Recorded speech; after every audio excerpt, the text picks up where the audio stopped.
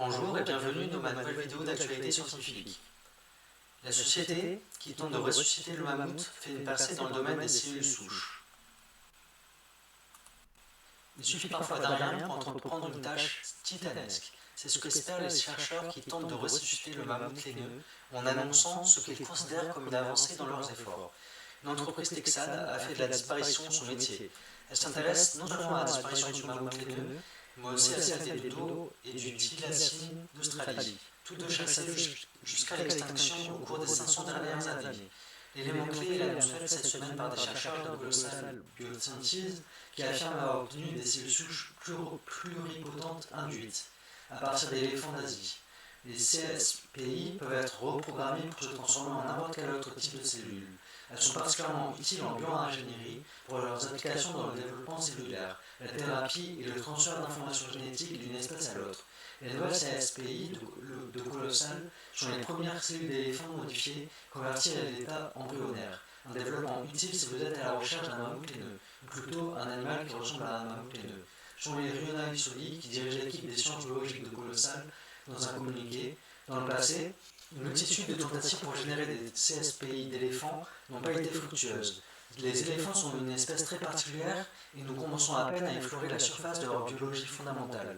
L'équipe Mammouth de Colossal a persévéré avec succès, car ces progrès sont inestimables pour l'avenir des technologies de reproduction assistée des éléphants, ainsi que pour la modélisation cellulaire avancée des phénotypes des mammouths.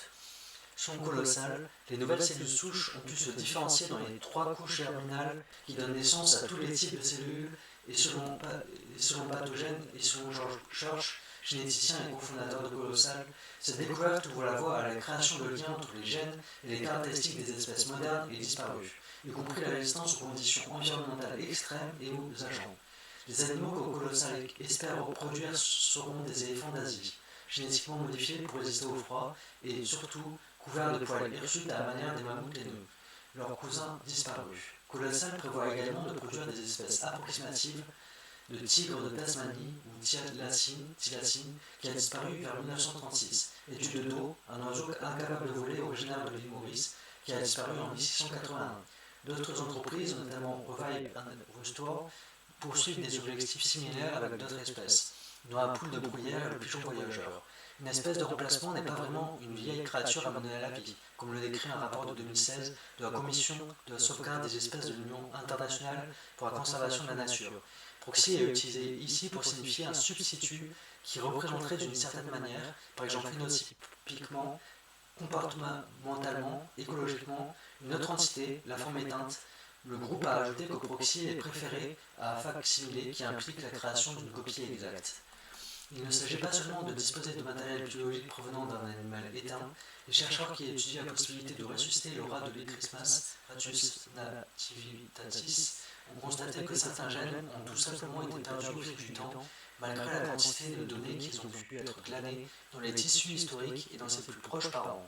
Un membre de l'équipe, un chercheur aujourd'hui membre du comité consultatif de Colossal, a déclaré qu'il n'avait pas intention de le faire, car le monde n'a probablement plus besoin de rats, et l'argent qu'il faudrait pour faire le meilleur travail possible pourrait être consacré à de meilleures choses, comme la conservation des êtres vivants. Néanmoins, la production de CSPI d'éléphants est une étape vers la production de ces animaux de substitution, un objectif que de nombreux scientifiques considèrent comme probable, mais que peu d'entre eux considèrent comme utile. Une fois que Colossal aura produit un troupeau de mammouths par procuration, son intention est de ralentir la fonte du pergélisol en lâchant les animaux sur une partie de la Sibérie. À terme, selon Colossal, la steppe à mammouth, l'ancien écosystème dans lequel évoluaient les proboscidiens géants, pourrait être restauré, ce qui contribuerait à lutter contre le réchauffement climatique et à promouvoir les nouvelles technologies d'édition génétique, tout en aidant les éléphants actuels qui sont confrontés à leurs propres menaces de survie. Mais d'autres avancées technologiques seront nécessaires pour rendre tout cela possible. George a l'intention d'utiliser des utérus artificiels d'éléphants pour produire les mammouths de substitution, afin de ne pas avoir besoin d'éléphants d'Asie comme mère porteuse. Les éléphants d'Asie sont une espèce en voie de disparition. Les utiliser comme mère porteuse pour des mammouths par procuration sera la cerise sur le gâteau d'un dilemme éthique.